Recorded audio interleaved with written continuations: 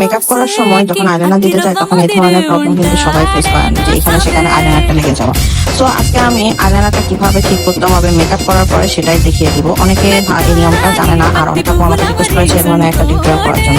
So আজকে আমার টিউটোরিয়ালটা তাদের জন্যই। তো আপনারা ভালো করে দেখে নেবেন যে আমার আইলাইনারটা দুইটা ভিডিও দেখে গেছি, একটাতে চোখের উপরে আইশ্যাডোর মধ্যে লেগে গিয়েছে, আর একটাতে আমার ফেসে লেগেছে। ফেসেরটা আমি প্রথমে শুকিয়ে নিয়েছি, শুকিয়ে নেওয়ার পরে এরপরে গিয়ে আমি একটা ফাউন্ডেশন দিয়ে সেটা ভালো করে হাইড করে নিয়েছি। যখন শুকায় যাবে তখন আপনারা ফাউন্ডেশন দিয়ে যখন হাইড করতে যাবেন তখন ইজিলি হাইড হয়ে যাবে, একটা ভালো কভারেজের ফাউন্ডেশন।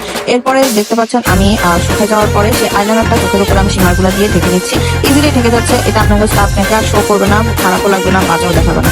তো এভাবে আপনারা কোনো ধরনের আইলাইনার যদি লেগে যায় কোথাও, সেটাকে সুন্দরভাবে খুব ইজি ওয়েতে মানে সরাই নিতে পারবেন। মেকআপ করার পরে এই প্রবলেমগুলো, এই ভুলগুলো সবারই হয়ে থাকে।